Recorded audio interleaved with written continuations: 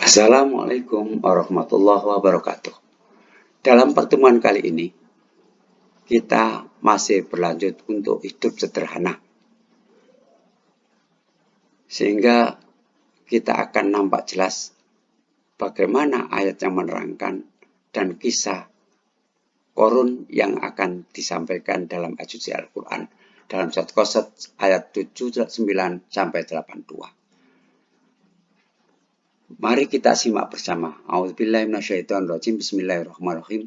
Fakharaja 'ala qaumi fi zinatihi qala alladziina yuridul hayatad dunya ya laita lana misla ma utiya qarun innahu ladzu khadzin azim wa qala alladziina utul ilma wailakum thawabullahi khairul liman amana wa amila sholihan wala yulaqqaha illas sabirun fakhasafna bihi wa bidarihil ardha fama kana lahu min fi'atin yansurunahu min dunillah wa ma kana minal muntasirin wa asbahal ladzina tamannau maka nau bil amsi yaquluna wa ika annallaha yabsutur rizqa liman yasha min ibadihi wa yaqdiru laula amannallahu alaina laqasafa bina wa ika annahu la yuflihul kafirun. Yang artinya kurang lebih begini. Maka keluarlah Korun kepada kaumnya dalam kemegahan. Berkatalah orang-orang yang menghendaki kehidupan dunia.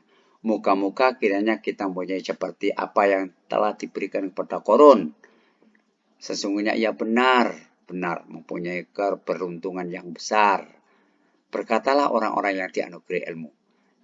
Kecelakaan yang besarlah bagimu. Pahala Allah adalah lebih baik bagi orang-orang yang beriman dan beramal soleh. Dan tidak diberi pahala itu kecuali orang-orang yang sabar. Maka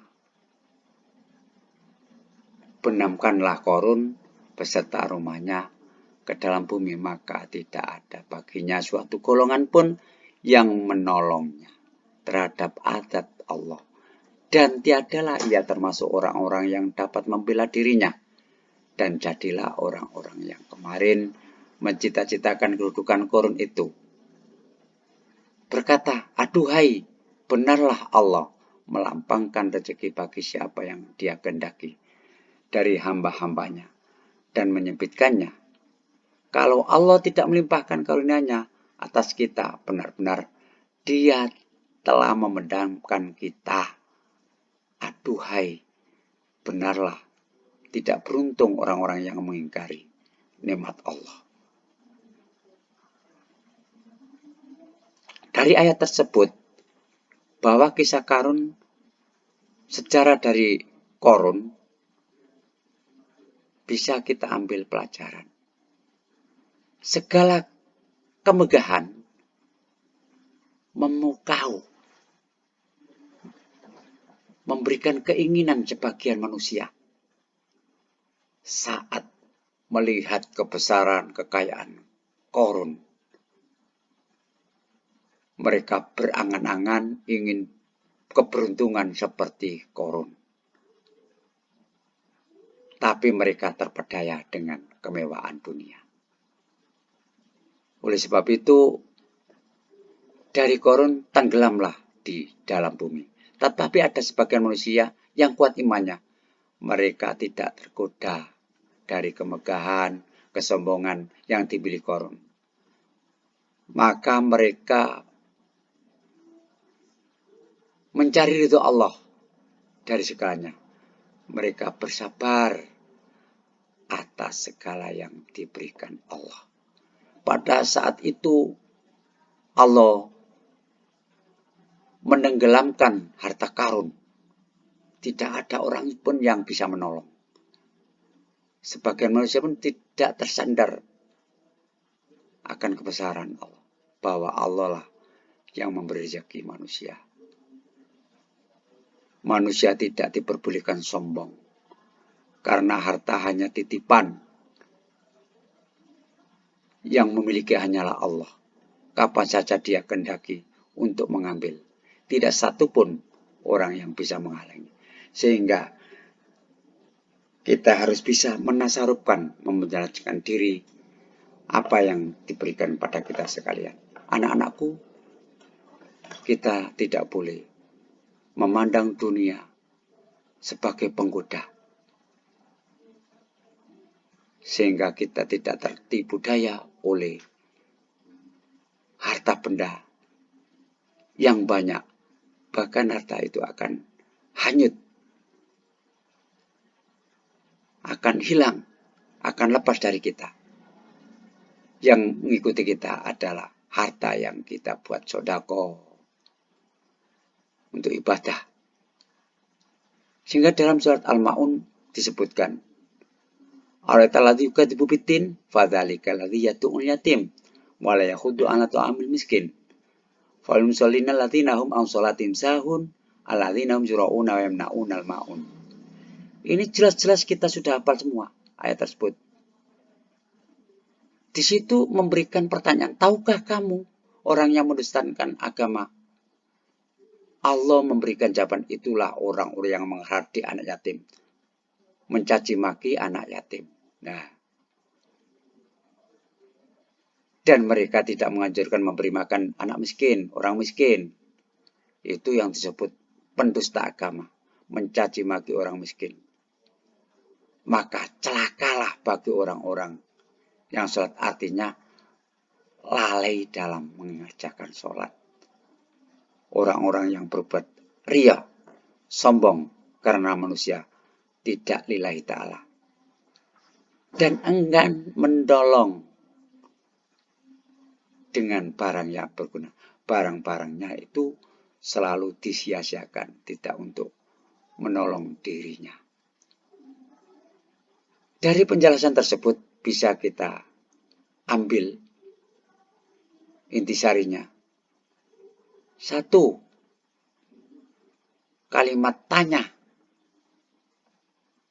historis secara manusia tentang kriteria orang-orang mendustakan agama. Orang-orang yang dusta terhadap agama. Menunjukkan perintah untuk saling memberi. Bahkan sekecil apapun bantuan yang diberikan kepada orang yang membutuhkan sangat berpengaruh pada keimanan seseorang. Itulah manfaat harta. Sehingga supaya kita tidak berbuat sia-sia ketika mempunyai harta.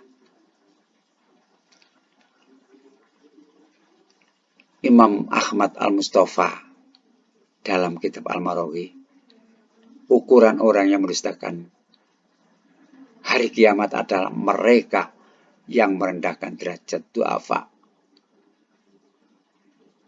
berbuat sombong, merasa lebih tinggi derajatnya, termasuk pendusta agama, adalah mereka yang berat dan enggan menolong orang-orang yang fakir miskin.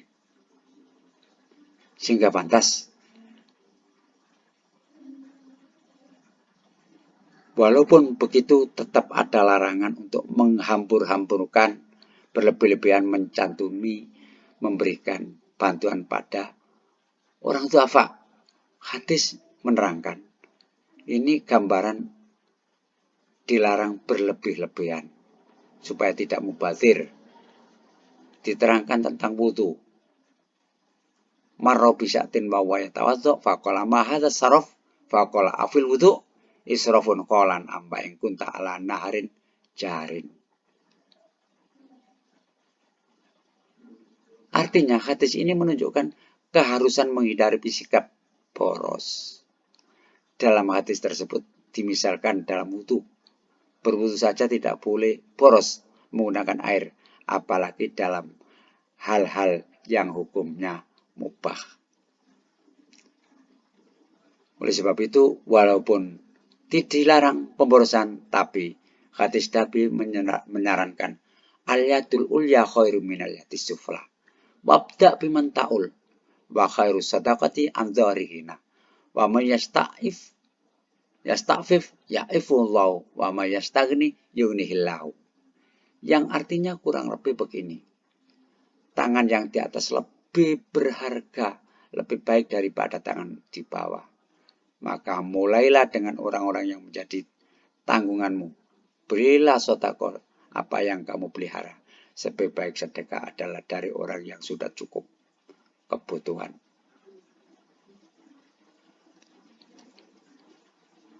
Artinya Allah akan menjaganya, dan siapa yang merasa cukup untuk dirinya, maka Allah akan mencukupkannya. Itulah penjelasan dari pemberian tidak berlebih-lebihan. Dan juga Allah membuat manusia untuk paling memberi kebaikan kepada lain. Di sini hadisnya menyarankan yakulu ma mala adami wi'an syarron min batni bi khasbin bani adam.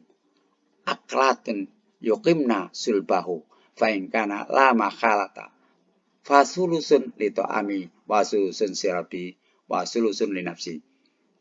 Hadis tersebut tidak boleh makan yang berlebihan, dalam perutnya dibagi jadi 3. Hadis Nabi jelas, tidaklah lebih berbahaya seorang itu memenuhi suatu bejana melebihi bahayanya memenuhi perut. Cukuplah bagian Adam itu beberapa suap makanan yang dapat mendekatkan tulang punggungnya. Dan seandainya dia tidak mampu berbuat seperti itu, maka sepertiga untuk makanan, sepertiga untuk minuman, dan sepertiga lagi untuk nafasnya. Itulah penjelasan dari pembagian kebutuhan tubuh manusia supaya kita tidak berlebih-lebihan. Rangkumannya di sini, Allah melarang umat Islam bersikap berlebih-lebihan, melampaui batas. 2, mengerjakan secara berlebihan itu poros tidak boleh. Bentuk tersebut kesombongan dan keangkuhan. Yang ketiga, kerabatlah yang paling dekat yang harus diberi sedekah. 4, Islam menjelaskan umat manusia untuk baik kepada Allah dan baik kepada sesama manusia, sesama duafa, dan juga termasuk orang yang mendustakan hari akhir adalah mereka yang tidak memperhatikan para duafa dan fakir miskin. Yang keenam, Islam mendorong umatnya saling gemar memberi dan juga dilarang mencela orang yang hanya meminta-minta. Akhirnya cukup kita sampaikan, mudah-mudahan bermanfaat. Ihdinas siratal mustaqim. Wassalamualaikum warahmatullahi wabarakatuh.